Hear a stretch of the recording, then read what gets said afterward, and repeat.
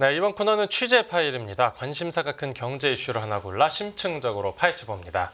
네, 지난 시간에 도널드 트럼프 미국 대통령 당선인의 어떤 타국 영토 발언 논란 전해드렸는데요. 이 트럼프 당선인의 팽창주의 행보, 배경률 서강대 교수와 함께 이어서 짚어보겠습니다. 네, 교수님 안녕하십니까? 네, 안녕하세요. 네, 오늘 빨간색 넥타이를 메고 오셨네요. 네. 오늘 뭐 특별한 이유는 아니고요. 네. 트럼프 대통령이 취임한다고 그래서 트럼프 대통령이 좋아하는 빨간 타이를 한번 매봤습니다. 네, 오늘 밤에 취임식이 있고 이제 우리 시간으로 내일 새벽부터 이제 임기가 시작되죠. 그렇습니다. 네, 근데 그 전부터 계속해서 이제 트럼프 지금 아직까지는 당선인이니까 이 트럼프 당선인이 이 말 때문에 문제가 많은데 지금 캐나다를 이제 미국의 51번째 주에 비유를 했고 또 트리도 총리도 주지사라고 지칭을 했는데 이게 뭐 단순한 비유라고 봐야 되겠습니까? 아니면 어떤 정치적 의도가 담겼다라고 봐야 되겠습니까? 트럼프 대통령이 하시는 말씀에 대해서는 항상 의도가 있다라고 보는 게 맞습니다. 그 이유는 워낙 비즈니스맨이고 네. 비즈니스에 능통한 사람이기 때문에 허와 실을 다 가지고 있다라고 보시면 되는데 네네. 51번째 주라고 얘기한 거는 아마 그린랜드랑 같이 맞붙여서 생각하시는 게 맞다라고 저는 생각을 합니다. 네. 그 이유는 그린랜드와 캐나다가 아주 지리적으로 가까운 위치에 있고 또 미국과 캐나다의 관계가 밀접한 관계로 되지 않으면 그린랜드를 흡수하거나 영향력을 미치기에는 한계가 있다라고 판단하는 것 같습니다. 네네. 그래서 제가 생각할 때는 미국이 51번째 주같이 캐나다가 놀아줬으면 좋겠다 하는 생각이 있고 네네. 거기에 이면에는 그린랜드까지 군사적 전략 기지로 활용하는 게 미국으로서는 훨씬 더 이득이다라는 복선이 깔려 있지 않을까 하는 생각을 하고 있습니다. 예. 그래서 미국은 덴마크로부터 사겠다라고 얘기하지만 사실은 그 안에 또 허가 있는 게 사는 것보다는 오히려 그 이누이트족이 독립을 함으로써 네. 덴마크의 영향권에서 벗어나게 하는 게 첫 단계. 그리고 독립을 하고 난 다음에 미국과 탄탄한 유대 관계를 맺으면서 미국에 더 편입되거나 린할 수 있는, 기댈 수 있는 이러한 쪽으로 가기를 원하는 게 미국의 전략이 아닐까 하는 생각입니다. 그래서 네. 산다는 것보다는 산다라고 뭐 극한 상황에서는 살 수도 있겠죠. 그러니까 미국이 1917년도에 덴마크랑 한번 딜을 한 적이 있습니다. 예. 서인도 제도라고 해서 버진 아일랜드를 2,500만 불 주고 버진 아일랜드를 덴마크로부터 샀습니다. 그래서 그때부터의 관계도 있고 해서 뭐 산다는 게 그렇게 이상한 건 아니지만 지금의 트럼프의 속내를 내려다 본다면은 아마도 이누이트족이 주로 살고 있는 5만 7천 명이 살고 있는 네. 그린랜드를 덴마크로부터 멀리하고 그 멀리한 그 관계 속에서 미국의 영향력을 더 키우겠다는 게 아마 정답일 수 있습니다. 네. 그러면 그 그린란드 그 자치령 쪽에서는 뭐 어떤 생각입니까 지금?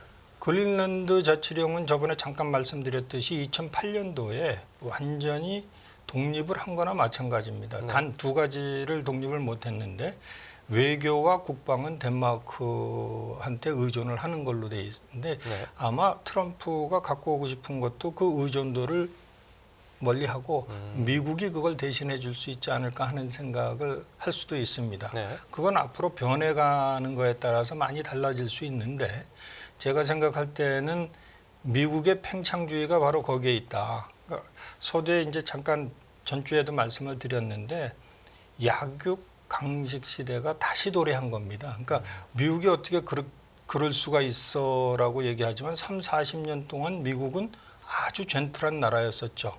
근데 그 이전을 가만히 보면 2차 세계대전, 1차 세계대전 그 이전 항상 힘센 미국이 아니더라도 네. 영국 같은 나라, 스페인 같은 나라 항상 강한 나라가 약한 나라를 식민지화하고 또 거기에 대한 영향력을 항상 행사를 했습니다. 네. 근데 미국은 그에 반해서 상당히 젠틀한 거였었죠.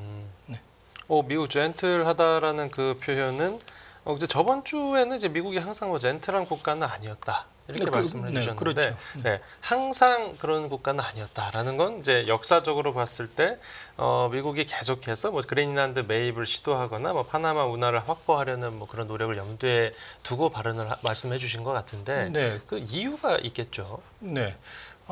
미국이 항상 보면은 그 식민지를 만든 나라는 아닙니다.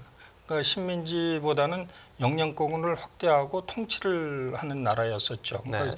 비근한 예로 그 통치의 가장 핵심적인 나라가 일본이고 거기에 우리는 통치에 가깝지는 않지만 뭐 일본도 뭐 통치보다는 당연히 뭐 독립적으로 그 국가가 존립을 하지만 많은 영향권 안에 두는 거고 한국도 그 영향을 받지 않을 수는 사실 없다고 저는 생각을 합니다. 네. 근데 미국이 꼭 그 영향력을 항상 발휘하거나 내 거라고 얘기하거나 자기 나라같이 여기는 거는 별로 없어요. 그래서 파나마 같은 경우에도 파나마는 1903년도에 콜롬비아로부터 독립을 시키고 그 독립시킨 이유가 파나마 운하 때문에 운하가 필요해서 독립을 시킨 건데 그래서 그때의 황열병이나 그 공병단들이 가서 죽은 사람이 한 2, 3만 명 정도 됩니다. 그래서 자기네 국민들이 죽고 자기 돈이 4억 불 정도 그리고 4천만 불 정도를 투자를 해서 프랑스로부터 사온 그 파나마 운하의 건설권과 건설을 그냥 다 없앤다는 게 미국 사람들의 입장으로 놓고 봤을 땐 굉장히 불편할 수 있다라고 저는 생각을 하는 거고요. 네.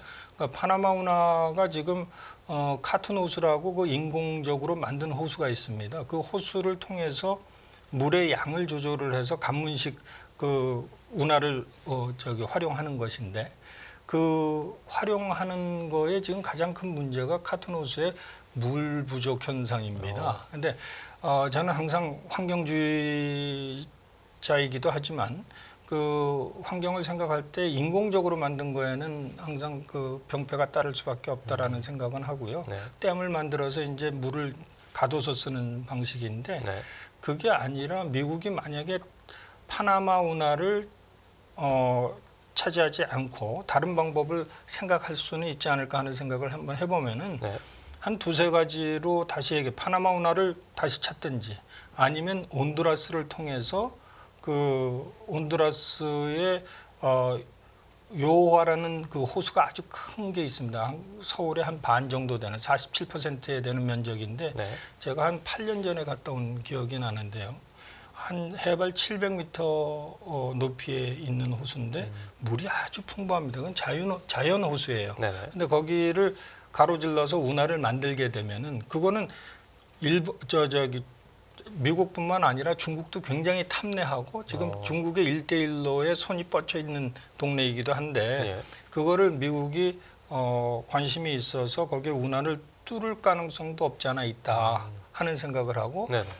세 번째로 생각할 수 있는 게 멕시코의 가장 좁은 지역을 선택을 해서 네. 거기에 물동량을 어떻게 분배하느냐 하는 생각을 할 수는 있을 겁니다. 그래서 세 가지 옵션을 놓고 아마 미국은 한번 생각을 할 겁니다. 그렇게 되면 파나마 운하의 물동량이 옛날에 수량이 많았을 때는 한 45척이 하루에 왔다 갔다 했는데 지금 한 24척 정도, 24척 정도만 왔다 갔다 할 정도면은 굉장히 그 물동량이 많아지지 않았는데 그 대차대조표에 손익계산서라는 게 있어서 보면은 파나마 운하에 운영한 그 프로핏 그 이윤을 보게 되면 옛날에 45대 다녔을 때보다 더 이윤이 높습니다. 그 얘기는 즉 운임 비용을 상당히 많이 높였다는 거고 그 이유가 물 부족으로 많이 다닐 수도 없고 물값을 더 내야 된다라는 얘기를 하기 때문에 미국에서는 당연히 트럼프는 비즈니스맨인데 아마 생각을 하겠죠. 어느 게 더 싸게 먹히는지 네. 물동량이. 파나마 운하 같은 경우 78%가 미국 배고 미국의 물동량입니다.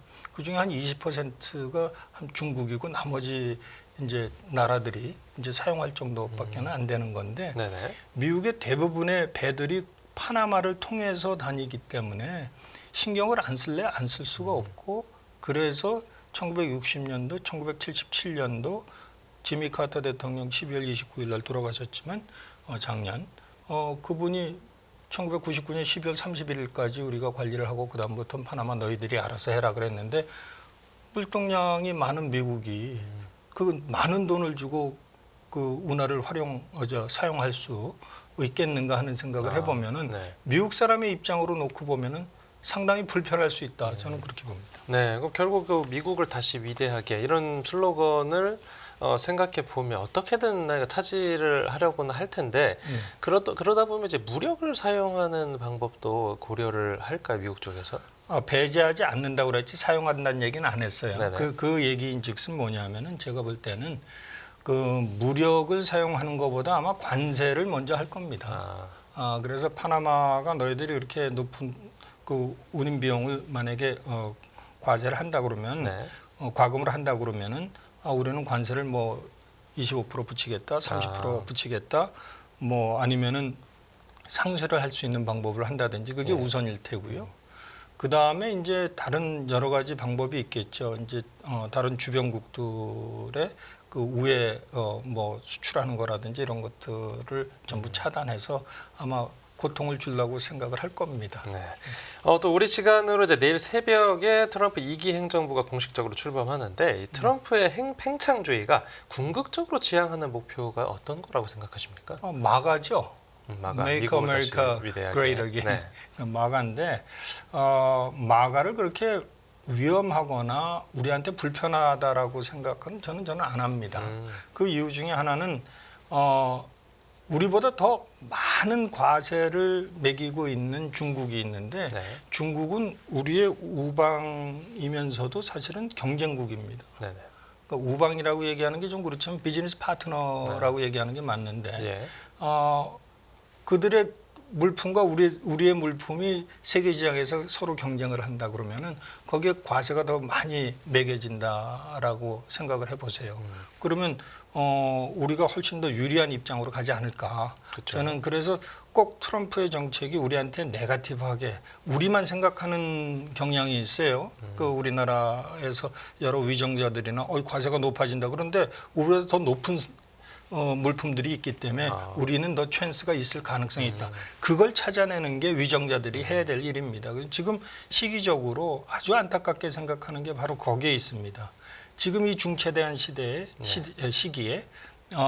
리더가 있어서 그거를 정확하게 짚어서 누구랑 어떤 딜을 할 것인지 미국도 지금 혼돈스러워하고 네. 우리도 혼돈스러워합니다. 그래서 빨리 이 사태가 마무리됐으면 하는 아주 강력한 바람뿐입니다. 네, 알겠습니다. 네, 오늘 취재 파일은 여기서 마무리하겠습니다. 교수님 잘 들었습니다. 감사합니다.